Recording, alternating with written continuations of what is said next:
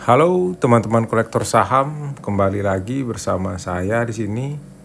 Kali ini membahas suatu saham atau suatu perusahaan yang pernah menjadi favorit saya, khususnya di rentang waktu tahun 2022-2023, karena saat itu saya sedikit aktif di F&B, di mana spesifiknya itu adalah coffee shop, dan saya begitu tertarik dengan sebuah produk yaitu sirup monin dan lain-lain, di mana setelah saya telusuri bahwa produk tersebut distributornya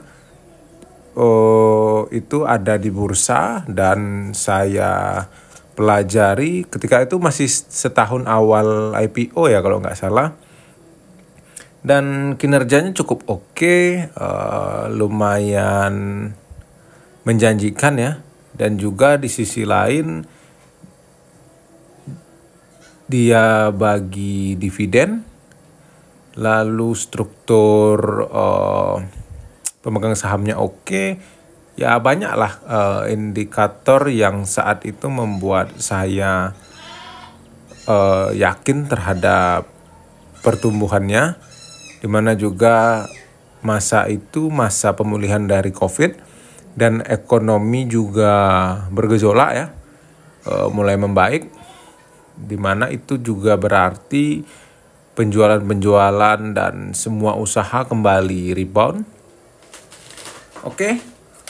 Mungkin sedikit dari teman-teman banyak juga yang baru mendengar Kurnia Mitra ini, atau justru sudah pernah berinvestasi sebelumnya. Jadi kita beri judul kali ini khususnya yang sudah update laporan keuangan kuartal 2 atau paruh semester ini. Distributor monin untung besar tapi gudang penuh, gitu ya. Apa artinya? Mari kita buka dengan pengenalan secara formal ya, sedikit tentang KMDS. PT Kurnia Mitra Duta Sentosa adalah perusahaan distribusi yang sudah cukup lama berkecimpung di pasar Indonesia dengan kisah perjalanan yang cukup penuh warna. Perusahaan ini resmi berdiri pada 17 Juli tahun 2000 lewat akta notaris bla bla bla ya. Beberapa bulan kemudian pada 2001 diwarnai dengan beberapa kali perubahan anggaran dasar, terutama terkait modal. Dan pada 2016, pada 2019 juga, titik baliknya yaitu ketika KMDS mengubah status menjadi perseroan terbuka atau IPO ya. Berarti 2020 ini ya. Dan IPO kali ini akhirnya terlaksana pada 2020 bulan Agustus ketika OJK mengeluarkan pernyataan efektif. Saat itu KMDS melepas 160 juta lembar saham bernilai Rp100 per lembarnya dengan harga penawaran 300. Dari aksi ini perusahaan menghimpun dana sekitar 48 miliar dan listing pada tanggal 7 September. Kantor pusatnya berada di Alam Sutra, Tangsel, lokasi yang strategis untuk bisnis, khususnya distribusi dan pemasaran. Struktur kepemilikan per Juni 2025 memperlihatkan dominasi PT Dima Investindo yang menguasai 55% saham atau 440 juta lembar. Ini ya, free floatnya 20%. Lalu ada akuisisi yang lalu ada di PT Miki Ojisan Indomitra pada September 2024. Miki Ojisan masih memiliki 21% saham. Lalu free floatnya atau masyarakatnya sekitar hampir 20%. Update di sini sudah lewat 20% ya. Di catatan saya masih 19,98%. Lalu ada Hengki Wijaya 21 juta lembar, Mariali 1% atau 8,7 juta, dan Dewi Indriawati, lalu dan lain-lain lah ya, saham direksi. Total saham beredar mencapai 800 juta. Manajemen perusahaan diisi oleh figur-figur yang sebentar. Di sini salahnya kurang ini ya, kurang terkait pemegang sahamnya. Diisi figur-figur yang cukup berpengalaman dari nama-nama tadi ya. Komisaris utama dijabat oleh Dr. Gunadi dan lain-lain ya. Kita bisa skip ini, mempersingkat durasi ya. Untuk semester 1 ini juga penting ya. Semester 1 2025 ini per Juni kompensasi manajemen mencapai 3,9 miliar. Jumlah karyawan meningkat menjadi 94. Nah, ini udah update tepat di akhir 2024 menjadi 101 orang di pertengahan 2025. Berarti terakhir terbarunya 101 ya. Berarti TradingView juga belum update lagi. Ya, namanya juga gratisan ya. Profil direktur, next kita skip aja lah ya. Hengki Wijaya. Ya intinya Hengki Wijaya ini salah satu yang membesarkan atau bisa kita katakan founder juga karena sudah ada sejak awal. Lalu ya riwayat pendidikan dan lain-lain kita bisa cari di Google aja nanti teman-teman ya. Jadi bisnis utama KMDS adalah distribusi eksklusif Monin sirup dari Perancis, satu-satunya di Indonesia. Produk yang didistribusikan bukan hanya sirup tapi juga pure, fruit mix, saus, dan powder. Posisi sebagai sole distributor memberi kekuatan pasar yang sulit disaingi karena ya itu makanya di judul saya sempat singgung bahwa ini adalah Astranya F&B minuman. Lalu ada produk Monin sendiri sudah dikenal luas ya, sama-sama kita tahu, dan ini juga yang membuat saya tertarik terhadap KMDS pada awalnya. Distribusi dilakukan melalui jaringan subdistributor dengan kontrak rata-rata 24 bulan dan segmen usaha dibagi berdasarkan wilayah. Ada Jawa dan luar Jawa serta per kategori produk. Kita masuk ke dalam laporan keuangan terbaru. Ini juga seperti biasa cara membacanya ditambahkan Q1 dan Q2 karena ini adalah semester 1. Cukup solid. Laba bersih sekitar 27,9 miliar, naik dari 24 miliar pada periode yang sama tahun lalu, semester 1 2024. Laba kotor naik dari 55 miliar menjadi 58 miliar. Juga laba usaha meningkat dari 27 ke 31 miliar. Laba sebelum pajak naik dari 31 miliar ke 35 miliar dan EPS juga ikut membaik dari 31 ke 35 rupiah per lembarnya. Semua angka ini memperlihatkan konsistensi, profitabilitas, dan efisiensi operasional. Dari sisi aset, sebentar ya, dari sisi aset total naik dari 270 miliar seperti yang bisa teman-teman lihat pada akhir 2024 menjadi 307 miliar pada semester ini, dan aset lancar naik dari 174 miliar ya ke 210 miliar, terutama karena persediaan melonjak hampir 2 kali lipat dari 37 miliar ke 74 miliar, serta prepaid expense dari 6 miliar ke 15 miliar. Jadi aset tidak lancar stabil di kisaran 95 sampai 96 miliar ya, cukup dijaga. Lalu untuk kas, liabilitas belum ya. Liabilitas meningkat dari 52 miliar ke 76 miliar. Lalu ada utang jangka pendek 73 miliar, sedangkan utang jangka panjang 3 miliar. Jadi lebih besar jangka pendek ya dibanding jangka panjang. Lalu ada rasio liabilitas terhadap aset itu sekitar 25%. atau 0,25 ya, masih terkategori sehat.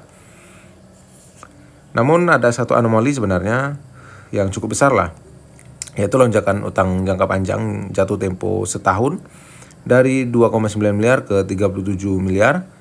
Ini jelas menjadi titik rawan yang perlu dicermati serius oleh investor dan juga oleh direksi. Struktur kewajiban jangka pendek didominasi utang usaha dari pihak ketiga sebesar 52 miliar, lalu utang pihak berelasi 25 miliar. Nah, saya paling anti dengan bunyi-bunyi seperti ini ya, utang pihak berelasi atau akuisisi berelasi lain-lain lah ya. Karena itu cukup dikenal sebagai intrik-intrik sentil lah ya. Kita kalau menyebut curang terlalu keras. Jadi intrik-intrik di dalam bisnis.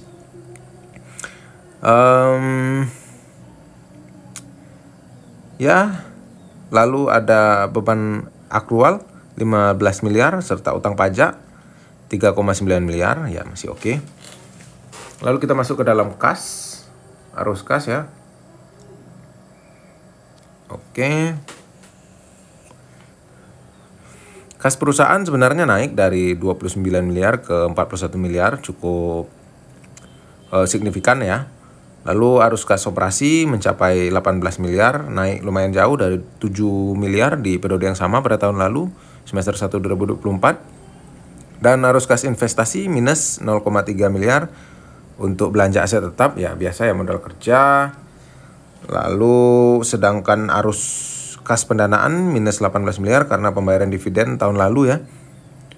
Ya walaupun secara yield mengecil karena harga yang naik pada tahun lalu. Tapi termasuk konsisten lah KMDS ini, itu juga indikator saya kala itu. 30 miliar untuk tahun 2024 tersebut ditambah pada tahun sebelumnya 29 miliar ya. Itu juga ada peningkatan sebenarnya kan, walaupun 1 miliar tapi tetap ada peningkatan dari tahun ke tahun. Ya walaupun laba bersih 27 miliar lebih besar daripada kas operasi yang 18 miliar tadi. Ya perbedaan ini wajar karena ada penyerapan kas untuk persediaan ya sebesar 37 miliar dan prepaid expense tadi sekitar 8 miliar. Penurunan piutang juga 11 miliar serta kenaikan utang usaha 26 miliar. Yang ikut membantu arus kas tetap positif seperti yang teman-teman lihat di layar. Selanjutnya ya meskipun semuanya terlihat oke dan positif, ada beberapa titik lemah sebenarnya ya. Liabilitas imbalan kerja 3,2 miliar belum didanai dan sangat sensitif terhadap perubahan suku bunga diskonto maupun kenaikan gaji. Perusahaan tidak memiliki kebijakan hedging aset ya ataupun terhadap kas. Padahal ini sangat terekspos terhadap USD karena ini jatuhnya impor ya, distributor dari produknya di Prancis begitu, karena pasti menggunakan USD.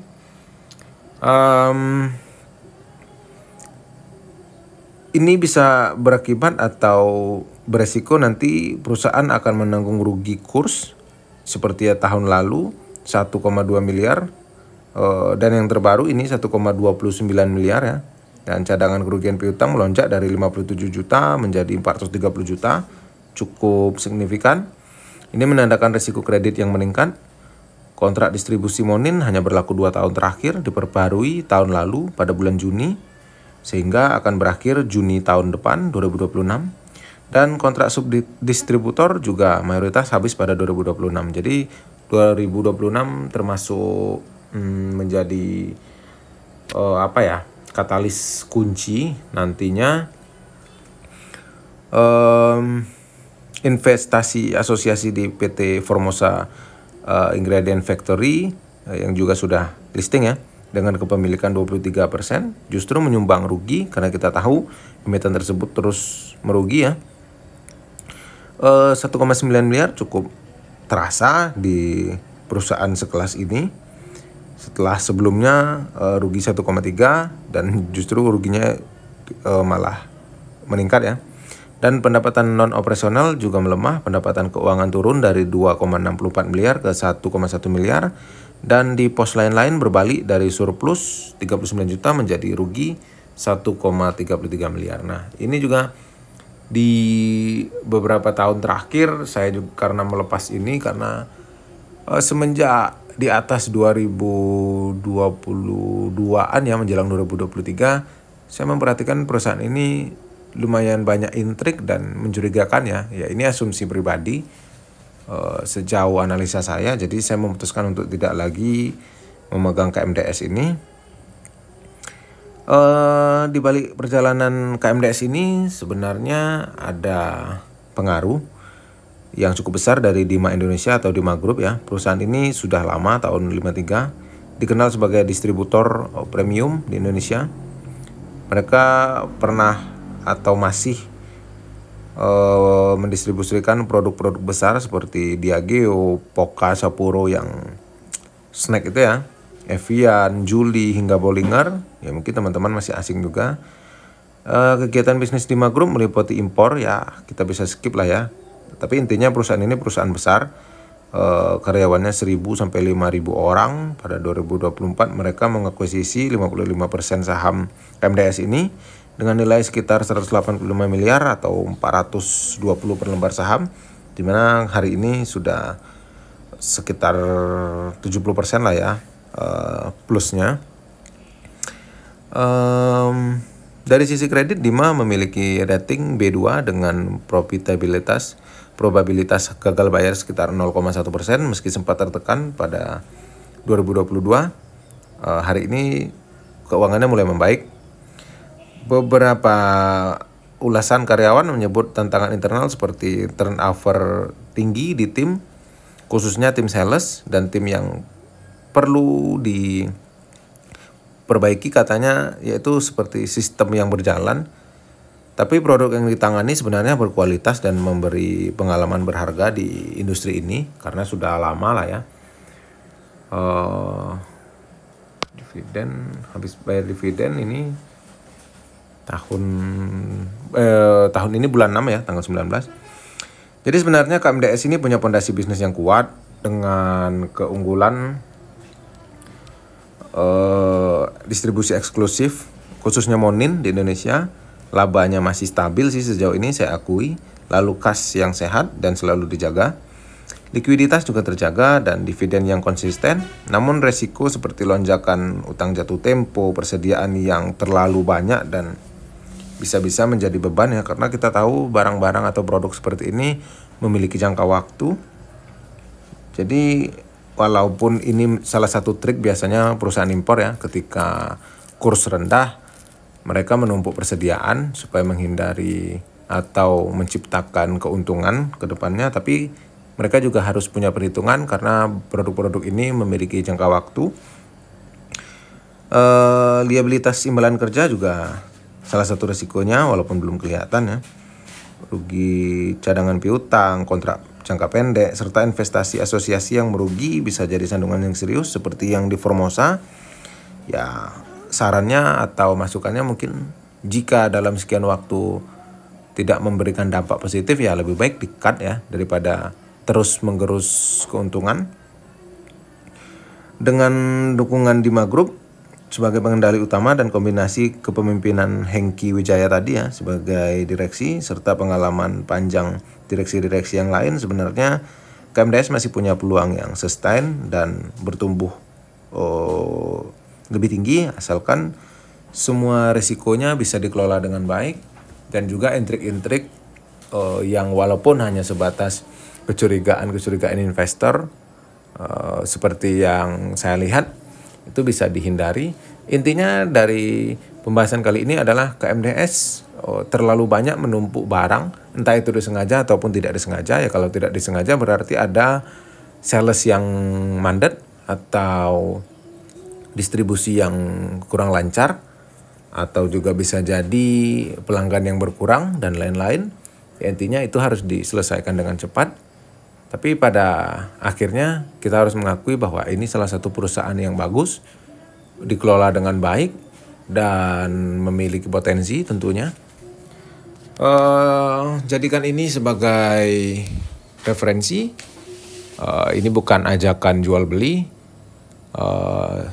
Semoga teman-teman yang membutuhkan informasi ini terbantu. Terima kasih sudah menonton dan sampai jumpa di video selanjutnya.